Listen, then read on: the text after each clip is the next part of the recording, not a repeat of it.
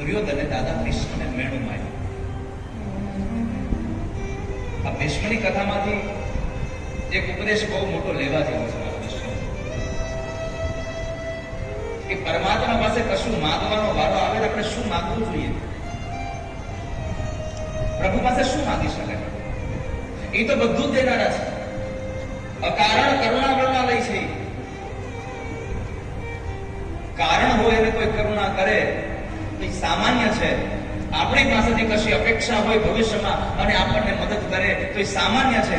પણ જેને આપણી પાસેથી કશું જોતું જ નથી ક્યારેય અને છતાં આપણને મદદ કરે એ અસામાન્ય કરુણા છે.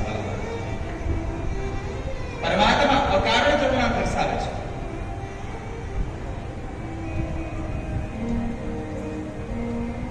તો દુર્યોધને મેણું માર્યું કે દાદા તમે યુદ્ધ મારા પક્ષમાંથી કરો છો પણ તમે હિત તો પાંડવોનું જ ઈચ્છો છો. દાદાએ સમજાવ્યું કે એવું કશું છે નહીં, એવું કઈ નથી. દાદાએ કહ્યું કામ કર, તને મારી વાત ભરોસો નથી. આજે રાત્રિના સમયે આપણું જયારે આજના દિવસનો યુદ્ધ વિરામ થાય અને રાત્રિના સમયે હું જયારે ભગવાનની પૂજા કરવા માટે બેસું ત્યારે તારા પત્ની ભાનુમતીને મારી પાસે મોકલી દેજે અને હું એને અખંડ સૌભાગ્યવતી ભવનના આશીર્વાદ આપી દઈશ. પછી તને તો ભરોસો આવશે ને કે હું તારા પક્ષમાં લડું છું. પછી મને ભરોસો આવશે. એ વાત સાંજનું યુદ્ધ સમાપ્ત થયું. રાત્રિના પ્રહરમાં દાદા ભીષ્મ ભગવાનની પૂજા કરવા માટે બેઠા છે, સ્નાન કરીને સંધ્યા કરીને. અને એવા સમયે એક સ્ત્રી આવે છે. એક સ્ત્રી આવી અને દાદાને પગે લાગી.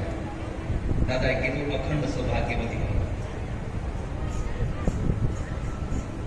દાદાના આશીર્વાદ મળ્યા પછી સ્ત્રી બોલે છે, દાદા હવે કાલના યુદ્ધની અંદર અર્જુનની સામે ગમે તેવો યોદ્ધા આવે પણ મને મારા ચૂડીને ચાંદલાની હવે જરાય ચિંતા નથી. કેમ? મારા બાપના આશીર્વાદ મારા માથા પર છે. અર્જુનનો વાળ કોઈ વાપો નહીં કરી શકે.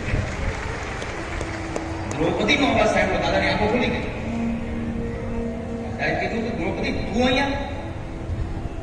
દાદાને તો બધું ભાનુમતી આવ્યા છે એટલે એને સીધા આશીર્વાદ આપી દીધા. દ્રૌપદીને જોઈને દાદા પેલા દ્રૌપદી તું અહીંયા છો? હા દાદા હું અહીંયા. દાદા સમજી ગયા કે અહીંયા આવી નહીં હોય, આને કોઈ લાવ્યું છે. આ દુનિયાનો સૌથી મોટો રાજકારણ. આના જેવું રાજકારણ કોઈને આવડું જ નહીં અને આવડશે નહીં. ભગવાન કૃષ્ણ એને ખબર પડે કે દાદાએ કીધું છે ભાનુમતીને જવાનું અને કૃષ્ણને ખબર પડે કે જો દાદાના આશીર્વાદ ભાનુમતીને મળી જાય તો કાલ સવારે દુર્યોધનને કોઈ વાળી ન શકે. એટલે ભગવાને રાત્રે સૈનિકના વેશમાં, દ્વારપાળના વેશમાં દ્રૌપદીજી જગાડ્યા. જાગો.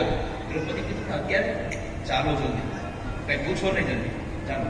દ્રૌપદીને સાથે લઈ પરમાત્મા એક હાથમાં લાકડી એક હાથમાં ફાનસ પકડી, માથા પર એક કાળિયું વીટી, કાળી કામણી ઓઢી અને ચાલ્યા આવે છે. પ્રભુ પોતે નોકર બન્યા છે. ભક્તો માટે ભગવાન બધું કરવા તૈયાર છે. શું ન કરે ભગવાન? બધું જ કરવા તૈયાર છે ઠાકોરજી. અને એવા સમયે જયારે દ્રૌપદીને લઈને આવ્યા હતા અને ભગવાન દાદા ભીષ્મએ પૂછ્યું કે બેટા તું કોની સાથે આવી? તો કે મારા દ્વારપાળની હારી. જરા હાલ તો તારો દ્વારપાળ બતાવી. કારણ આજે દાદા ભીષ્મ જયારે ભગવાનની પૂજા કરવા બેઠો તો નકલો દ્વારપાળના રૂપમાં જ દેખાતો હતો. जिनके मन रही भावना जैसी प्रभु मूर्त देखी तैसी.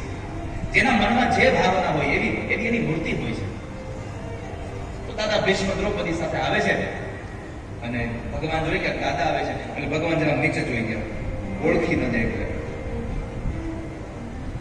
આ દુનિયામાં બધાને આવું છે. એક બધા મને ઓળખે આવી જિજ્ઞાસા પણ છે અને એક અંદરથી ડર છે કે મને ઓળખી ન જાય. સમજાય છે મારી વાત? બધાને ઈચ્છા છે કે બધા મને ઓળખે અને એક ડર છે કે મને ઓળખી ન જાય. કારણ આપણે અંદર અને બહાર બે જુદા જુદા છીએ. બહારથી ને કંઈક બીજું છે, ભીતરમાં કંઈક બીજું છે. ભગવાન જરા નીચે જોઈ ગયા, દાદાએ જરા આમ કામળી ઉપર કરી અને થાળીયું ખોલ નાખ્યું. ભગવાનની ઝુલફો ભગવાનના મોઢા પર નૃત્ય મંડી કરવા. અને પછી પરમાત્માએ